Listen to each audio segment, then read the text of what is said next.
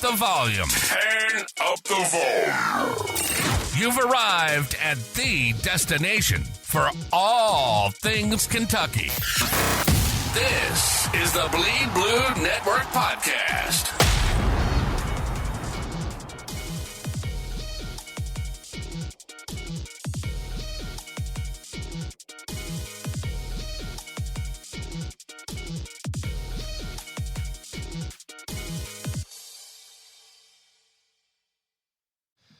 What's going on, everybody? Field Vision with Josh Kattus and Beau. We are back for another week. We do have our special guests here today, but we'll get to that in a few. We want to kind of recap this past week's game versus Ohio. Big win, 41-6. Offense was clicking, defense was clicking. It was a good all-around game. Yeah, so it was a good opportunity. Ohio was a good opponent. It was good for the offense, I think, especially after playing some of the opponents we have, to get clicking and get all parts of the offense really rolling. But it was great. It was and no win is, it'll take any single win you'll ever get. And it was good for the team, good for the program, really. But our one guest we do have today that will help us talk about the Ohio game, especially on the defensive side, Childress. Houston's finest. Yes, sir. Houston's finest. Yeah. Y'all kept Ohio down pretty bit. Yeah. On a pretty good bit on defense, really. Yeah. Really wish we could have got that shutout. But definitely a good game on defensive side of the ball when it comes to limiting explosives and making them earn every yard they got. I think they went I want to say they didn't get a first down until the third drive or so. I think so. That's they played a new quarterback. The guy who started our game didn't start the season, right? Yeah, so the guy we prepared for all week was not the starter going into the game. So it didn't really change our game plan though, but we knew about the guy though, so it wasn't completely we weren't completely oblivious to him being out there, but definitely was whoa, they're starting number 8 today. Yeah. And we'll get into the Georgia game, but obviously we went from playing a number one team in the country to playing more of an underrated school, but still has had some success. How was that going into that week after such a big, really good defensive performance? I want to say our coaches did a great job of hyping them up, letting us know they're capable of winning this game if we don't come and play football. So that was a big part, especially on the defensive side of the ball, man. They're the players that they felt like they had to get the ball to win the game. Coach made it very clear that they are really good football players, and don't overlook them because they play for the Ohio Bobcats. So I think Coach did a good job of that. Yeah, you can't for sure. And the defense showed up. Dane Key had a game on the offensive side of the ball. He had that game.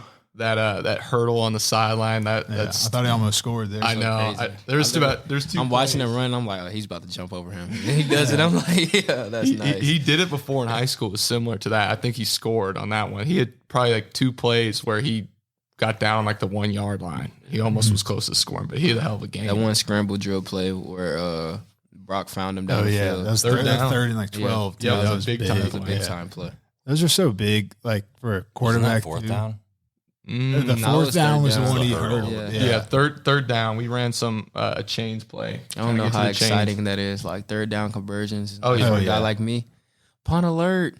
It's the worst thing. I hate hearing it, but that first down conversion, I'm like, I'll always be like that. Oh, they're getting this. And then it's funny. It's the opposite for us. Because it's when they say punt return alert. Oh shoot, let's go. Let's go. It's time. They're wait. All right, cool. And then to go back to the week before, you had a performance to remember.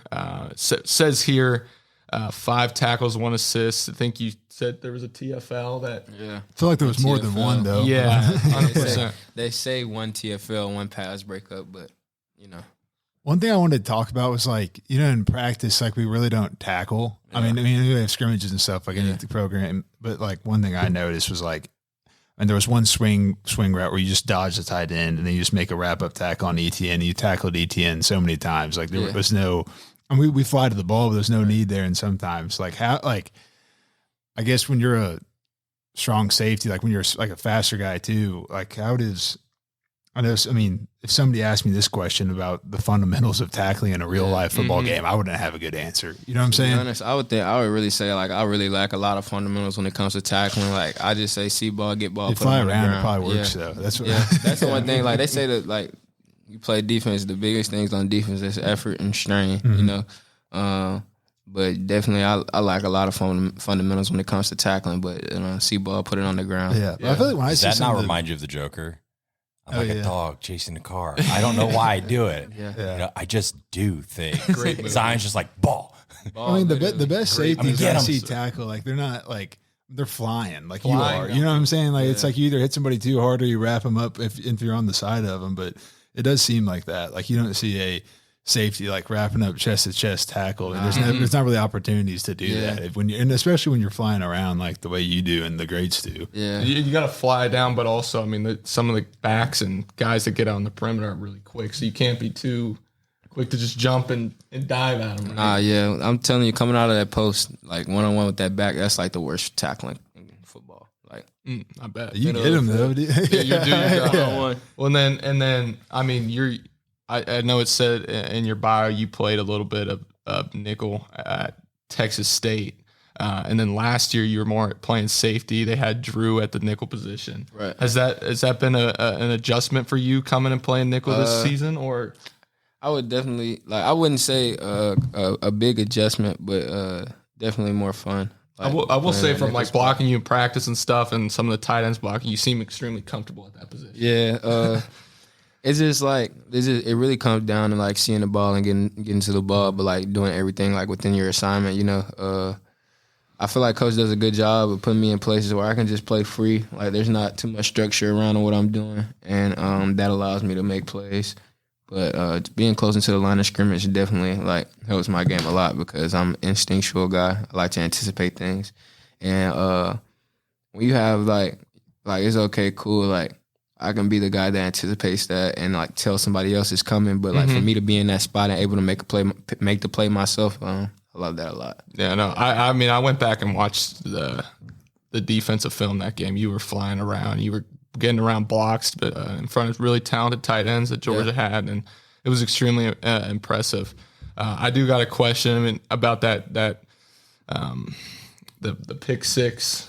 You know, it's I don't know how that could overturn. I don't know. You know, I mean, know. I was hyped, bro. You know, like Hit a little handshake on the sideline. yeah, we definitely hit our handshake. Like, you definitely don't want to be in one of those situations where like it's in the ref's hands. But man, like if the refs are supposed to do anything right there, like you let the call stand. But man, that's like a crazy play because I haven't scored since high school. Scored a touchdown since high school, and crossing that goal line, like I was like, yeah, that was a feeling I needed again. Oh yeah. The crowd was rocking too. The sideline Bro. was pumped up. The craziest thing is like, especially like when I'm playing in the game where like once a play starts, like everything around me goes mute. Mm-hmm. So I didn't hear none of that. Like it was That's all cool. mute to me. Like, it was all mute. And what I mean, you went over to kind of get on the ball, or the guy that caught the ball, and it just popped up right in your hands. Ball just popped up. Like good things happen when you run to the ball. That's what coach says all the time. But like 100%. Once ball popped up, and then like I had a teammate ask me like, "What was your thought process like when you saw the ball in the air?" Like there was no thought process. Like as soon as I got ball, I was it like, and "Go go." score!" Like let's go score. Heck yeah. Okay, so I guess moving on from the Georgia game, I mean, you had a great game. We've said that multiple times. We got a unique challenge this week. We got Ole Miss, who has by far probably the most talented offense in the country. They haven't played much SEC competition, but still, I mean, Jackson Dart's numbers, Trey Harris's numbers are up there. Jackson Dart's playing a really high level of football. Right? Yeah, and the challenge they kind of present, which I remember back to when we played them in 2022, is the tempo. Yeah. Do you believe kind of the offense running that tempo style this spring and fall? Do you think that is going to help prepare you guys Definitely, a little bit? like the little tempo periods we do weekly definitely helped us because teams definitely like to switch it up. Like even teams that aren't tempo teams, like they like to throw a couple of tempo plays out there every once in a while, try to catch us off balance. But definitely going against our offense in the spring and this fall it prepared us for moments like this. That'll be the biggest part of the game is handling the tempo early, for sure. I remember Coach talking about how, like, and this made a lot of sense to me when, like, people talk about the tempo, they think of it's like almost all of a physical thing, but I think just as much, if not more, it's mental and just getting guys in the right spot. Yeah, like winning the pre-snap, like we always say. But that kind of resonated with me more than I ever really thought about when Coach Soups brought that up this week. Is that just getting the guys in the right spot, shooting the right angles, going to the right gaps, getting the call fast. Yeah, moving towards the ball fast. That would be a big thing for us, getting the call fast and just getting a line ready to play. Mm-hmm. Now, like, and I had heard this from, I think it was Rye. I think Rye said it to Ryan. He said that he has not seen anyone watch more film than you. So is that something you kind of credit towards your success on Saturdays? Definitely credit a lot towards the preparation of going into the games. I feel like, learning your opponent is one thing, but, like, knowing your opponent is completely different. Like, you can learn your opponent to an extent and have, like, a couple of, like, pointers here and there, but, like, knowing your opponent, knowing what you're about to get, kind of, like, and I think Coach White really, like, set me onto this early in the season. He was like, man, go back and watch a couple of games, get a feel for the OC, get a feel for how he calls his game, and that's really helped me a lot. And then, when they show you something once, you better believe it. Mm-hmm. You're gonna show it again. Yeah, And 100%. So that's the biggest thing. And the iPads on the sideline helps us out a lot. I love those, by the way. Yeah, I get on the sideline. I watch the plays from the drive, and I sit there and talk to the safeties coach, DB coach, Coach Collins, Coach Buff, and I'll be like, all right, they ran these, this, and this. All right, so we should be expecting this coming soon and stuff like that. So it's just stuff like that. But it's like the iPads are like a good and bad because you're like, oh, wow, that was a good play. Like, I can't wait to get back on the sideline and watch that. And then you make a mistake or something, and then your coach is like, you're cooked. There's no hiding from it. Like, you can wait till like Sunday to hear about it. There's no, what did you see on the field? It's, all right, pass me the iPad. So. Like, oh, crap. That's awesome. So what do you think the keys are defensively? I mean, you kind of hit on it earlier, but for you specifically? For me specifically, it would be, controlling my breathing. It's trying to stay on the field as much as possible because I know my team needs me out there. But definitely, like, all the small tips and stuff kind of once the game, because the game's going to be going fast with their tempo. It's like how much can you see and kind of call out because of how fast they're going. But once the game kind of like slows down and they kind of slow down their tempo a bit, you start. But early in the game is going to be big and paramount for us to control the tempo and kind of get them out of their rhythm. Mm-hmm. They've been starting fast and very fast. Coach said they're scoring their opponent 73-3 in the first quarter, outscoring their opponent. So and especially with those offenses that take like there'll be a lot of plays that are pretty just simple off the rip, like take an easy hitch or something. And those when you can't get those going, like an offenses I've been in the past, it can get rough, especially quick when you're one of those quick offenses and you get the ball. And even if you get a first down, or especially on a 3 and out, but you can have a less than a minute drive and your defense is back out there for the long haul. So. But I mean, I definitely, I'm not in your all's meetings or anything, but those, just handling the tempo, especially early, and how these guys have played in the first quarter is. You know what I think about it, which is pretty challenging as a nickel. What Coach White said in a meeting. What percentage of the time do they other plays an RPO? I want to say, I think he said 80% of their runs have an RPO attached to it. That's got to be challenging for you specifically. Definitely. Just got to know where, back set and everything, so I know, if I have the trigger, if I can hold my water a little bit just to help the safety or the corner out there, hold off that RPO. Yeah, definitely a little tricky there. Mm-hmm. What about the fact that the weather could be kind of junky? I hope it is. I guarantee you this defensive player over there is smiling, saying, I won't mind if it's a little junky because that's going to slow them way down. Yeah. And it takes part of the game away, right? Like that RPO, the likelihood on that's going to be higher propensity. And throwing the balls at a higher difficulty. Correct. And you're talking about it's a hurricane. We ain't talking about just rain. It could possibly get pretty bad, right? My parents it could be torrential rain pour. It could be very wet. offensively, I know you don't like that, Kattus, because you were going to go for six catches and 2 tutties. You might just have to go for like a really high, PFF blocking rating. It's so crazy. I was just talking to the scouts about PFF grading. What do they say about it?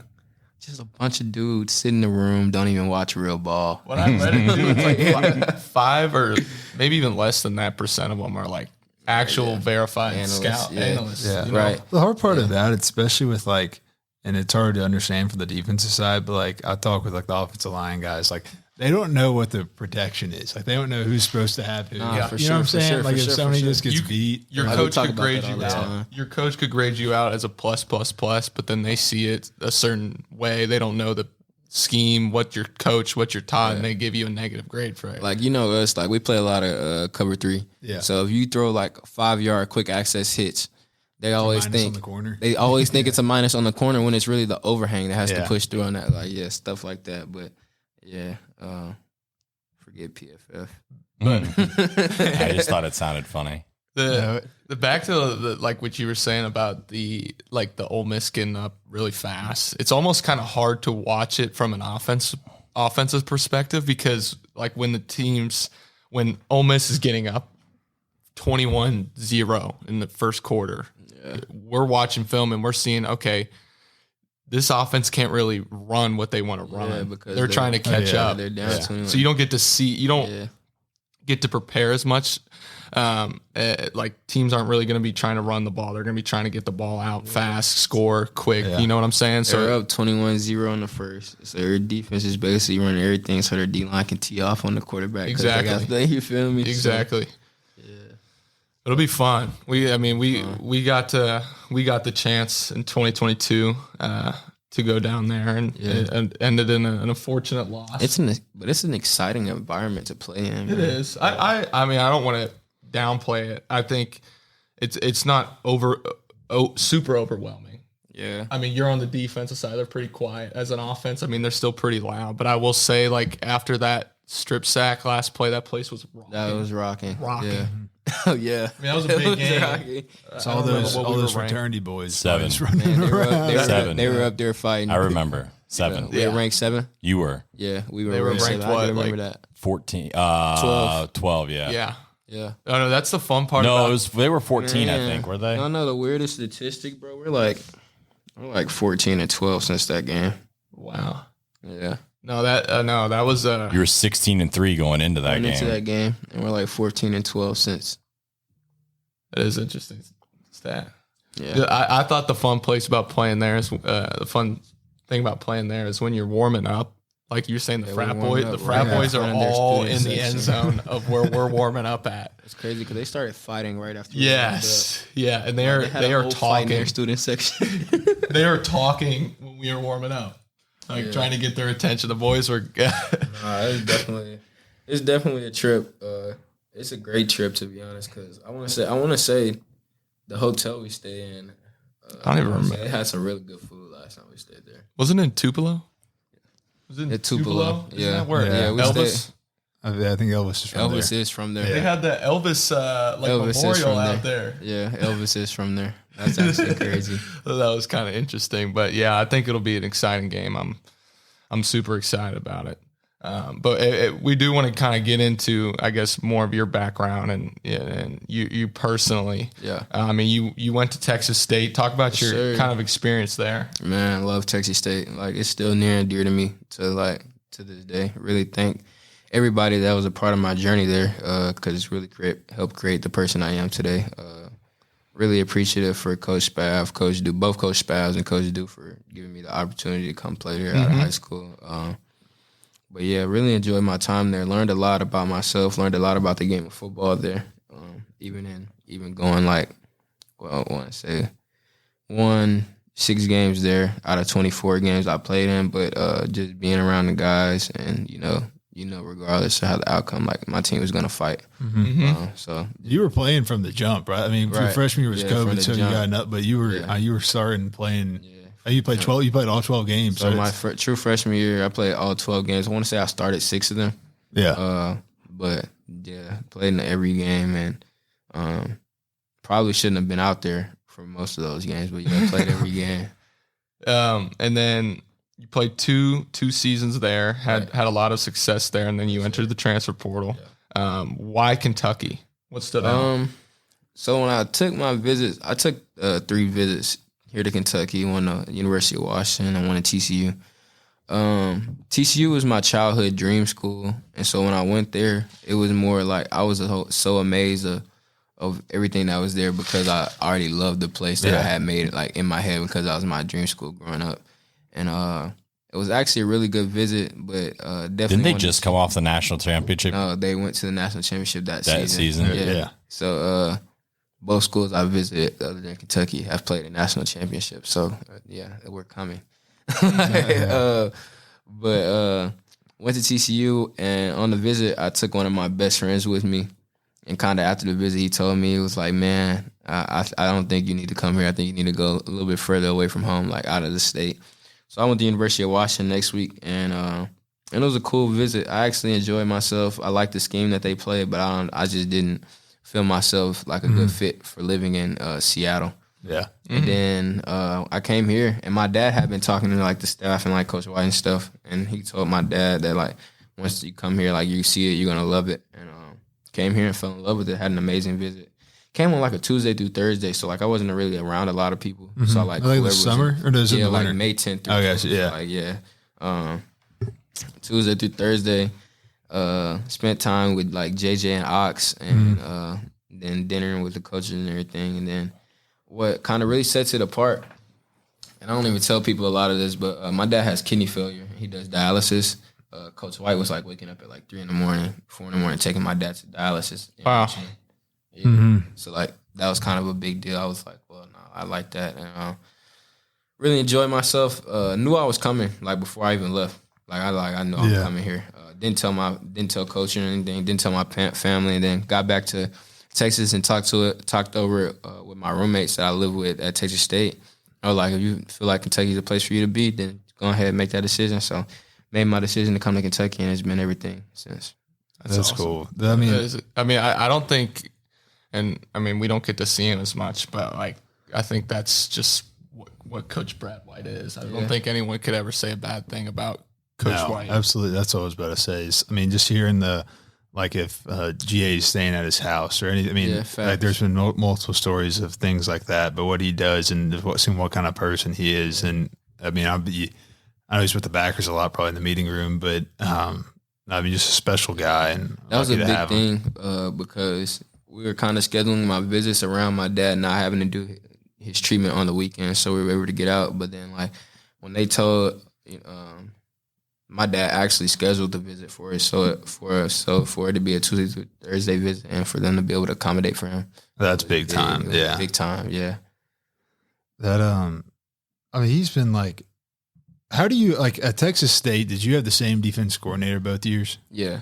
I feel like what's it like? I mean, this is just year 3 in the system that you've been playing it. I mean, that's pretty special to you. I mean, you've been playing ball ever since you got here and at Texas State, but has that been pretty important to not just you? I mean, I just feel like the relationship he has with his guys, man. Like Coach White, he's like I don't even want to say a father figure, but he's definitely there, like somebody like you can just lean on for anything outside of football. Football-wise, anything, but definitely being here, I tell the young guys this a lot, man. You do whatever Coach White tells you to do, you're going to succeed. Like, he's never going to put you in a spot where you're not going to succeed. So, like, if you do it exactly what he tells you to do, you're going to be just fine. Especially with you when you switched around a little bit, like from now in Texas State. I'm seeing plenty of other guys have switched positions, but it always seems like it turns out to be the best for him and our defense, too. And then, I mean, your first year here was my freshman year. Right. And so we've kind of, been together past 2-3 seasons. And now you've emerged as a team captain. I think that's something that the fans would probably want to, hear. Cause I mean, they don't get to see the ins and outs of it, but I think, as a leader on the team, you are one of the most important guys. I mean, we don't get to spend much time with you during the season, but from what we hear, I mean, the way you go about it is extremely impressive. Yeah. I appreciate my teammates for really like believing me to be in this position for real. But Definitely a thing I could say kind of just comes from like how I was raised in my childhood. Like my dad always like raised us, my mom and dad, not just my dad, but they raised us, me and my siblings, to be leaders, not to be followers, you know. Mm-hmm. And then when it comes to just being a leader for my football team, it kind of comes natural with me because I was a high school quarterback. And so Really? yeah. So it kind of like you have to be a leader in a quarterback room. I mean, as a quarterback, you have to be a leader.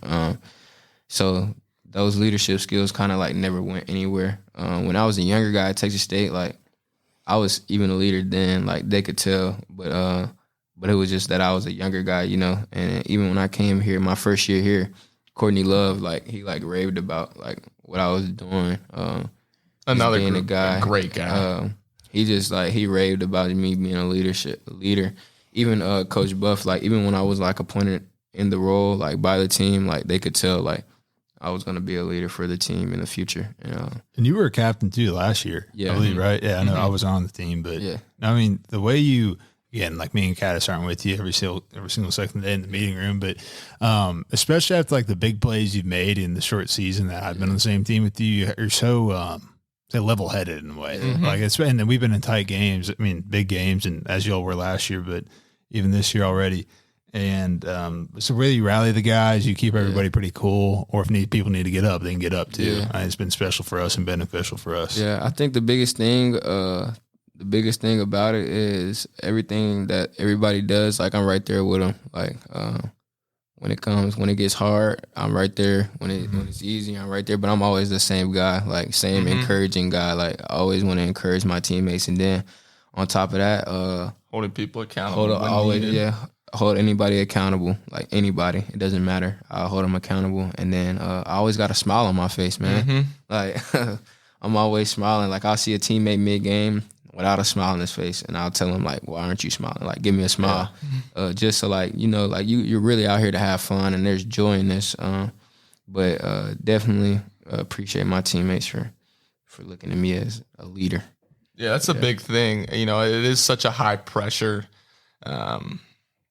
deal being a captain, being a college football player, and all that, and there's people betting on the games now, like everything. So it's a high pressure situation. But at the end of the day, looking at it, like at the end of the day, it's just a game. Right. It's the game we were raised playing and back in the backyard and all that. Coach Hood got me. I want to say it was the first scrimmage or the second scrimmage, and I'm jogging onto the field, and he asked me, like, what's the most important thing today? And I go, probably tackling. Like, we got to get better tackling. And he goes, nah, like, make sure you have fun. Like, that's the most important thing. You want to make sure you're having fun. So that's stuck with me since the beginning of camp. So just making sure I'm having fun out there. Make sure everybody around me is having fun. Love it, man. Love it. So I have a question. Because you said when you against Georgia, you didn't hear that on the defensive side of the ball. When it's rocking, do you hear it at all, or are you just tunnel? Like, it gets hard for us to communicate out there. Like, I literally got to go, like, I'm really sorry. Like, I literally got to go stand. I got to go grab somebody and, like, stand next to them and tell them, like, communicate what I want to communicate to them sometimes. And I love it, really, because, man, what else can you ask for? You're making it hard for the offense. So, very grateful for it. Love it, man. What's this is something for the fans, I guess. What's something that the fans would not know about Zion? Something that the fans would not know about Zion. Oh, man. I don't know. I mean, I guess I play football, but, like, I'm really, like, a sports fanatic. Like, really, though. Like, basketball, like, anything. Yeah, Sports, Astros, like, you're an Astros guy? Yeah, I'm an Astros guy. But anything come to sports, man, I know a lot of stuff. Like, when I was at Texas State, like, they'll ask a question about sports, and I'll know the answer. And they're like, dang, Siri, like, stuff like that. But I definitely know a lot about sports, and it just comes from, like, how I grew up. My family, we're a big sports family. I watched plenty of games, plenty of old games, like NBA TV. I'm not even sure if NBA TV is still a thing. Like, you got to have cable to have NBA TV, but, like, all the hardwood classic games, like, we'll watch those. NFL Network reruns, we'll watch those games. So, yeah, definitely. So long down the road after you're done playing, many years in the NFL, is coaching something you're considering? Yeah, definitely considering it. The time that our coaches commit to the game and away from their family, definitely is something that's a question mark for me right now. But I definitely feel like my life, I'm a leader. I have to be a leader and somehow and my dad believes I can be a GM of a team one day. And so wherever the ball takes me, I'll rock with it. Awesome, man. Awesome. I can see that. I mean, I think especially your love for sports, and I feel I would say probably a lot of fans probably wouldn't realize there's probably a lot of guys. Every single college football team that don't, and especially it's hard to keep up with sports, especially in the fall when you can't watch a game on Saturday as much as you can. But you'd be surprised how many guys in college football play college football but don't actually truly love the game of football. Yeah, I feel like you really do. Yeah. And I think that especially when you're done playing football 20 years down the road, that'll be something that sounds like will stick with you, and that'd be something that probably wouldn't be a great fit. That's something Coach Marrow tells us all the time. It's some people like the game, but some people love the game. Some people love it. It's all they got for real. A lot of people, no, not me, because I'm a happy person. Regardless of a lot of stuff, but this is their happy place. Mm-hmm. This ball makes life easier for them. Mm-hmm. And so definitely a lot of people, it's people that love the game more than others. You got anything else for Zion specifically? Shoot, I think one thing I want to talk is when you're watching film as a defensive guy. It's probably really completely different when you're watching an offensive guy, but and different offenses bring up different things, but is it more of a personnel player tendency, or understanding exactly what they kind of get into? Yeah, for me personally, this is more of a understanding what they get into, and when they're running it, what are they running at this down and distance and stuff like that, their favorite plays, favorite formations, when they tempo to the ball, what are they running, stuff like that. I feel when you're locking in on player, I think that's more for guys that get one-on-ones a lot. Yeah, corners and man or something. Corners and man, or a deal a pass rusher, he's going against this tackle all day long. But for a guy like me, I play a bunch of different, I want to say a bunch of different spots, but I play a bunch of different techniques and different stuff. And there's never just one guy in front of me. So just focusing on one guy on tape is kind of pointless for me. Yeah, that makes sense. Love it, man. All right, we're gonna get and transition into some of the upcoming games this week. Sounds good. I got a couple lined up. All right, man. That's Zion. Thanks for appreciate y'all for having me on, brother. Appreciate you, brother. Got some homework to do. Student athlete here. Love it. I'm a graduate. Why am I still doing school? 5 years. Thanks, brother. Yeah, we got a lot of big games coming up this week. You can start it off. Shoot, we got Oklahoma State, Kansas State. Big ranked matchup. Yep. Kansas. Don't ask me because I was 0 for 2 on my upset picks last week. Oh, me too. I don't know shit about sports. Hey, I was close last week with the Bowling Green. That actually, what was the final score of that? 27-21, I think. 26-20 went down to the wire. Dang, telling you, dude. Bowling Green has put together some big. It was 26. Yeah. It was 23-20 at one point, I think. Mm-hmm. Yeah, they had another good one for Penn State the week before. You were right on that. Yeah. Penn State looked not good in the first. It was 7-0 in the the second. Then the floodgate. Them and Ohio State are two teams that don't make a lot of sense. If they play a good team and play like they do in the first 2 quarters, they might be in trouble because they sleepwalk through the first half. 100%. Yeah, Ohio State had Marshall this past weekend. I believe it was they did the 14-7. Same thing, right? No, actually, almost all the first half. Yeah. Actually, looking back into last week before we hop into that, actually, we can I mean, there was some good games. I got to see the Michigan USC game. We were wrong on that one, both of us. I know Michigan pulled it together. They were out. They didn't have their best player, Colston Loveland. 36 yards passing. That's crazy. One. That final drive. Michigan's final drive was unreal. Was it that 4th down? Was it a conversion? Was it a touchdown? Forget. Whatever. 4th down conversion on the goal line was very clutch, and then they finished it off. That was a good game. We were both wrong on that, but to win a game with only 37 yards passing is pretty remarkable. We also had an interesting one that we didn't really talk about going into last week, but Vanderbilt, Missouri went down to the wire. Boy. Yeah, Vanderbilt had him for a little bit, I believe. Boy. What a wild. Hey, listen, I've been saying all year on my show that I am not sold on Missouri. Their schedule's not that good. I thought last year they were a little bit better than people thought they were. They played Ohio State, a lot of opt-outs. Real lucky in the game against you guys. We'll see. Like the last 2 weeks, they've looked wobbly. Mm-hmm. At home. I was looking like when their SEC schedule, I think in relation to like. You want to trade? I had this down the other day, but I think they play Alabama, Oklahoma. I mean, everybody's really good in the SEC, so I'm not really trying to make that argument. But when they go Murray State, Buffalo, Boston College, Vandy, A&M, UMass, Auburn, Alabama, Oklahoma, South Carolina, Mississippi State, and Arkansas.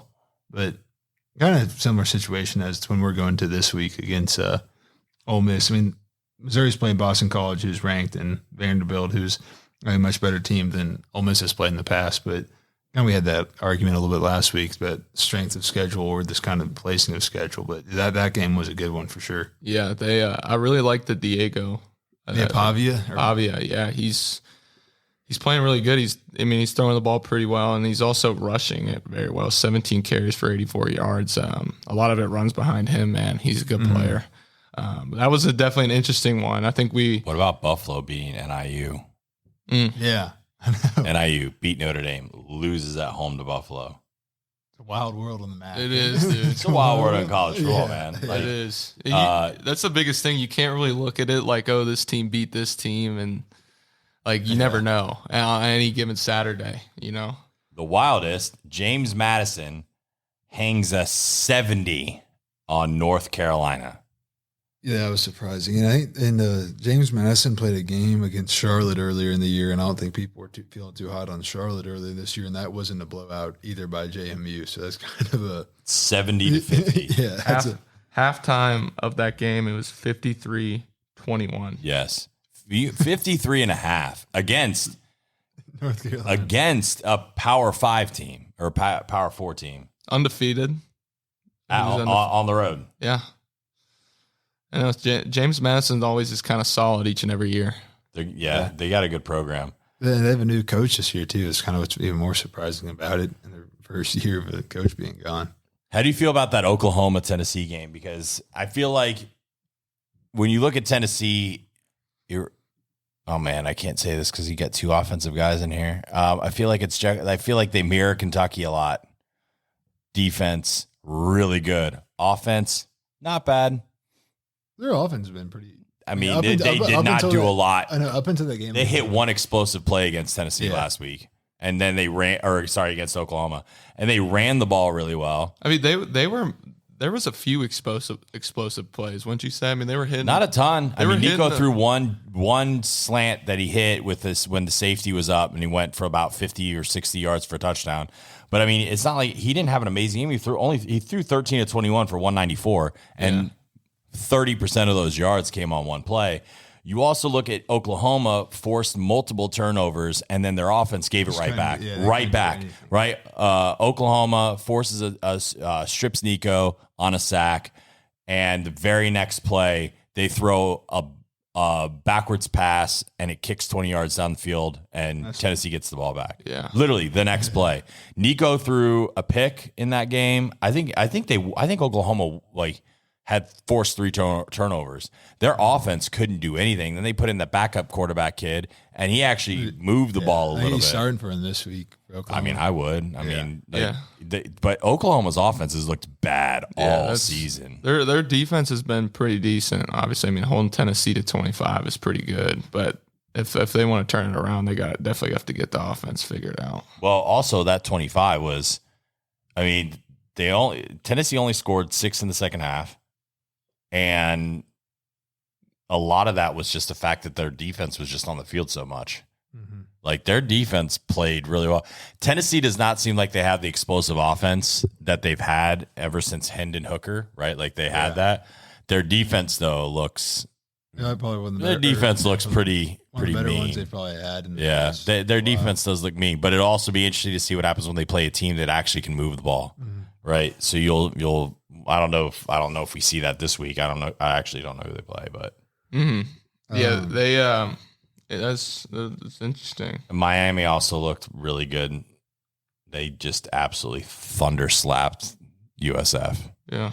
I think Tennessee got a bye week or something this week. Yeah, they do. Can you believe that he still picked Florida in that game? I just still want to. I just want to point that out.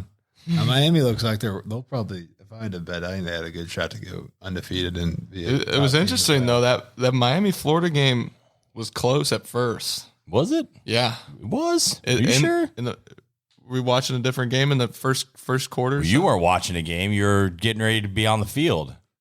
No, I was watching. Oh no, that was Southern Miss week because you were in the locker room. I'm talking about the Miami Florida South Florida game. That was for a hot second it was, but it was also one of those games where if Miami made a turnover, Cam Ward hits the receiver in stride. He catches it, runs 3 steps, and then throws the ball in the air like it was a hot potato. And they run it back a little bit, and then they throw a trick play. So it was South Florida made some plays and stuff early in the game, and kind of got lucky off some turnovers, and then Miami basically took the door and slammed it shut. I mean, they didn't do anything from the second quarter on. They didn't do anything. Mm-hmm. Yeah. And they sold the most tickets that they sold. I think they sold 13,000 student tickets. Wow. Yeah. Interesting. Another one we talked a little bit about last week was Illinois, Nebraska. Nebraska finally went down. Yeah, we were watching that game in the hotel. Yeah, Friday night. After Beau and Brock pulled a prank on me.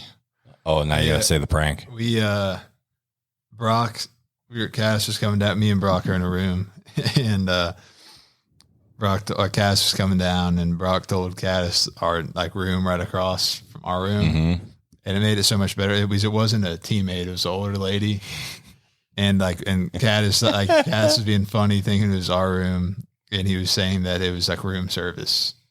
That he was a room service person, and you can say that. The lady's someone bought me a hooker. But the lady came out of the door, I believe, right? Yeah, I mean, I kind of opened up. I was like, room service, and then no one answered, and then I deepened my voice a little bit, and I was like, hey, it's room service. Open up. Lady opens up the door. Oh, you got the wrong room. I was like, okay. And they're over there. You can hear them laughing in the other room. Yeah. You ever seen The Office? Oh yeah. And where he gets to the room, he's like, Dwight got a hooker. That's kind of what it reminds me of, that situation. Yes. Yeah. Then we watched that game for a little bit. Nebraska went down. They went down. Dylan Raiola at first he was looking pretty good. Yeah, I told him back into the game. He threw 2 for 297 and 3 tutties. Yeah, they put some pressure on him. The Illinois did, and it kind of won the game on the back end, and they got into a 4th and 30 at the very end of the game. Illinois' quarterback was very efficient, 21 to 27, not that many yards, but had 4 touchdowns. Yeah, Ole Miss transfer. They're 4-0. Yeah. What about Kansas State going into Provo and just getting absolutely horsewhipped? Yeah, that was very surprising. I don't know. They can't throw the ball, though. They're one-dimensional, and BYU stopped them. Mm-hmm. BYU's always very talented. BYU's very hard to play in Provo. Yes. For all the weird reasons. Right? All the weird reasons, but also the altitude. The fans won't probably be mean to you or anything. It could be. I'm going to pray for you so hard. Yeah. Yeah, and then... So that'll be an interesting game, Oklahoma State versus Kansas State. I mean, they both coming off a loss. Oklahoma State lost to Utah the week before, the battle of the 7th-year quarterbacks. Oh yeah. But I'm gonna take Oklahoma State over Kansas State after their performance last week. I probably would agree. Do you really think that when you looked at what Oklahoma State's offense never could do last week? I mean, they looked inept. Both offenses did. State can throw it though. You're right, but Kansas State plays at home. That is I think in this game I would pick whoever's the home team. Really? Okay. And Manhattan's a hard place to play too. Their fans are a little little crazy. I'm not impressed by Oklahoma State's quarterback, but it's a push game. It really is a push game, I think, from what happened last week. But like Kansas State's looked good at times. Yeah, versus Arizona, they looked really good. Yeah. I was at home. But Oklahoma State last week just looked so bad. Mm-hmm. Like at home and to basically get run off the field the way they got run off the field. I mean, they scored, I think, at some points late and tried to make it a game. But, I mean, they had 3 points through the fourth quarter at home.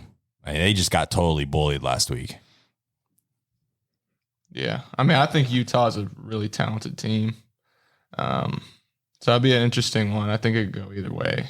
My prediction, personally, taking Oklahoma State. I probably will too. So if I will, I guess we can leave the UGA Bama game to talk about last, but another game this week is Louisville versus Notre Dame. Mm-hmm. We were just talking about that. Louisville was mad they didn't get the game day. Yeah, is that at Louisville or at Notre Dame? It's at Notre Dame. Notre Dame was Yeah. Notre Dame's favored in the game, by the way, which I am a little surprised about. I probably would be a little surprised about too. Notre Dame's not look good. I mean, last week they win, what is it? I think they won 28-3 last week against Miami, but they didn't look, Miami of Ohio.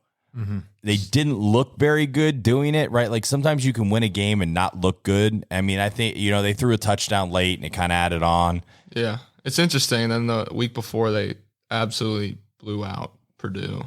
Yeah. They gave it to them. Yeah. Well, they gave that NIU frustrating. Yeah. I don't think Louisville looked especially good. I mean, it's a close game, kind of luck out and get a blocked field goal. Ball bounces up perfectly. They return it for a touchdown. That basically ends the game. Georgia Tech's lining up. It would have been a 3-point game with 9 minutes left, 9 minutes left, right? Georgia Tech, I think, dominated a lot of the possession late in that game. So defensively, they kind of got bullied around in some situations. I think Louisville was a little lucky to win that game. So it's going to be interesting to see what happens this weekend. Yeah, I think it just depends on what Notre Dame team we're going to see. Yeah, if Purdue Notre Dame comes in, blowout. Yeah. If NIU comes in, I don't want to listen to what's going to happen next week. Yeah, we just don't. going to get off social media. And that's what you've seen with Notre Dame the past few years. When they lost to Marshall or they lose to NIU, and then they beat a good team. They're pretty up and down. I think I'm still going to take Louisville in that game. I think they've been, like I said, the game last week was, they won. They beat Georgia Tech. It didn't look too pretty, but they've been pretty consistent. I'm going to take Louisville. Depends what. I'm going to change it up and go Notre Dame. You're going Notre Dame. All right, we disagree here. I like Notre Dame in that game only because it's in South Bend. Yeah. If it was reversed, I would have to really, I just would just nod and grunt. Did Louisville beat them last year? Yes. Let's see. Yeah, in they beat Louisville. them 33-20. Yeah, it should be a good game. What's his face threw 17 picks last year too. Oh, for Notre Dame's quarterback. yes, yeah. He threw 8 million interceptions. The next one, if you don't have one to talk about, I got Illinois and Penn State. Illinois is undefeated. Just came off a win against Nebraska, like we talked about. I believe it's at Penn State, if I'm right. Penn State is a heavy favorite in that game too. Are there? Yeah, which I actually just saw, and I'm actually a little surprised. I mean, that's a big 19. That's a big spread. Yeah, that's huge. That's a really big spread for me. I think that is a little bit big. I mean, I would still think Penn State will probably win, but I bet it'll be a closer 7:30 p.m. game. That's a hard. At Penn State, yeah. In Happy Valley. Penn State's offense has been playing pretty well. Better. Yeah. They're streaky. Yeah. That's the thing that gets teams in trouble, right? Like that streakiness, and I'm not saying Illinois is the team that ends that, but I think it's what ultimately gets Penn State in trouble at some point is the streakiness. I really want to give it to Illinois, but I do think it's going to be hard to go in there and play in that environment. Agree. I think I'll go with Penn State. Yeah, I just do for that game. We have a few SEC matchups: Oklahoma, Auburn. I think that's a low key semi sleepy game. At Auburn. Yeah. Auburn obviously loses last week. Doesn't look good. Loses by 10 to Arkansas. They both need to figure out on offense. Right. But that's the thing. I mean, this could just be who scores 9 first. And you see it time and time again. I mean, that's a tough place to play. Oklahoma's favored by 2. Yeah, I mean, I would not be surprised if we see Auburn take that one away. I mean, I wouldn't be surprised. We saw Bama struggle to play there.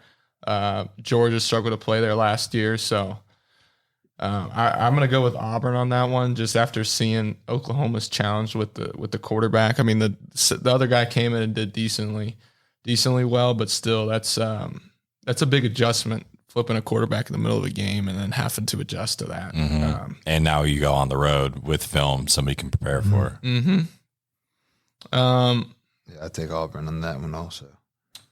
Other than that, I mean, we obviously got to highlight last one before the big game. I mean, it is a rivalry game, Ohio State, Michigan State. I don't think it's going to go in Michigan State's favor. It is at Michigan State. That is a massive point spread. Massive point spread. I don't think it'll be any question who wins that game, but you do have to highlight it as a rivalry game.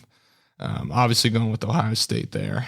Yeah. I mean, Michigan State from back in the day in like 2014, 2018, they really haven't just gotten that era back. Well, they had the COVID year. They were good. That defense. Yeah. The defense back then was real good. It's when you remember that kicker, they beat Ohio State. The kicker did the celebration. Oh yeah. Yeah. Down the field. Connor Cook was a quarterback for him. That was another pretty good one. Yeah. But yeah, I don't know about it to be 24 points to win, but it would be, I think, at least 2 scores probably for Ohio State. But then the biggest one other than the game we got against Ole Miss is Georgia versus Alabama. And ooh boy. I know. That's when it's at Georgia, I believe. No, it's at Alabama. Yeah, I got Alabama. Game day. College game day is going to be there. Trump's going to be there. Everyone's going to be at this game. Like that's going to just the eyes when you have a former president or a president at a game, plus you have game day, plus a night game, plus you're the teams that have played for the SEC title for like the last 4 or 5 years. Mm-hmm. And it's the only team that Georgia's lost to in that time period too. Yeah, it'll be an incredible game. I mean, pressure's got to be on Georgia, right? Probably, I'd say. It's their boogeyman right now. Mm-hmm. I mean, they've lost in a national championship game to them. They've lost in multiple SEC. I think they're 1-5 against I think Georgia's 1-5 in the last 6 against Alabama. Yeah, we haven't really got to see them play this early in the year. You know, we always get to see them play at a mutual. You mean an SEC championship game? Yeah, mutual. Yeah. But it is in Atlanta. Yeah. So I don't know. I mean, Alabama travels pretty well though. They do.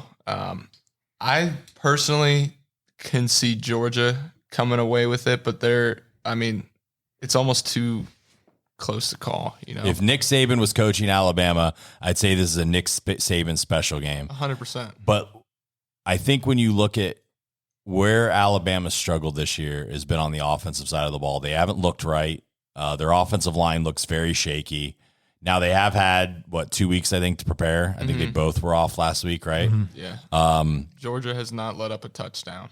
A lot can go right.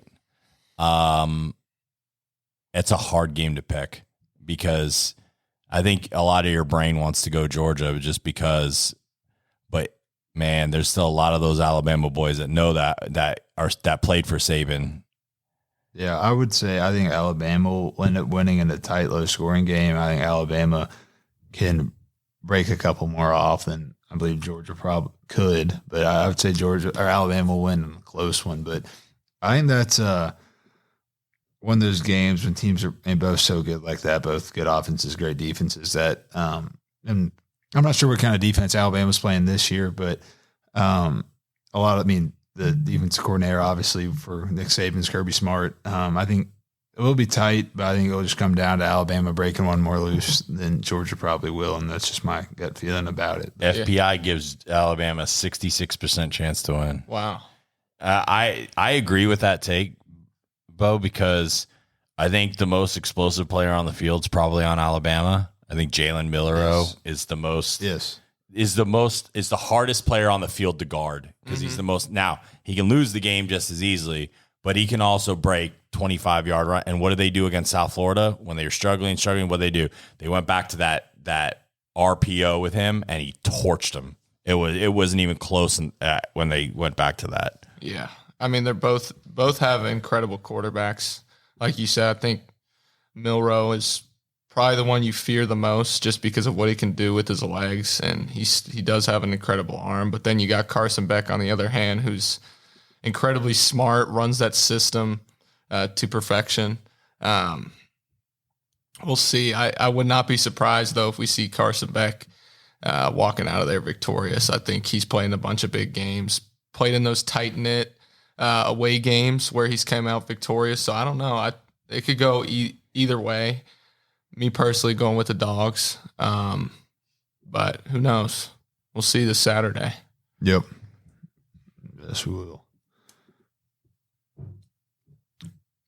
All right, well, I think that's probably about it for this week. Again, we got a huge one against Ole Miss, 11 a.m. Central Time, noon Eastern Time, when everybody watching at home will be watching it. But can't wait for the opportunity. It's a wonderful opportunity for us, and really can't explain our excitement for the team about it.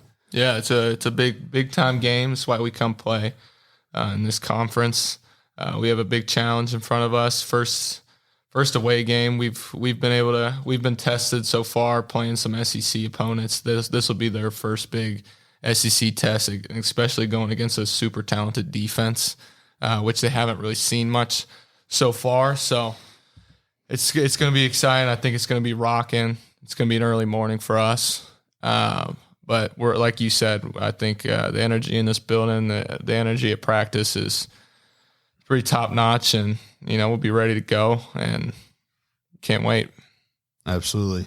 Again, this is another episode of Field Vision with Josh Kattus and Beau Allen, and life comes fast, but football comes faster. Thank you. Thanks for joining us on another episode of the Bleed Blue Network podcast. We hope you enjoyed diving deep into the world of Kentucky sports with us. Don't forget to stay connected by following us on Twitter at BleedBNation. Your feedback means the world to us, so take a moment to leave a review. Not only does it help us improve, but it also helps others discover the show. Until next time, keep cheering, keep listening, and keep bleeding blue.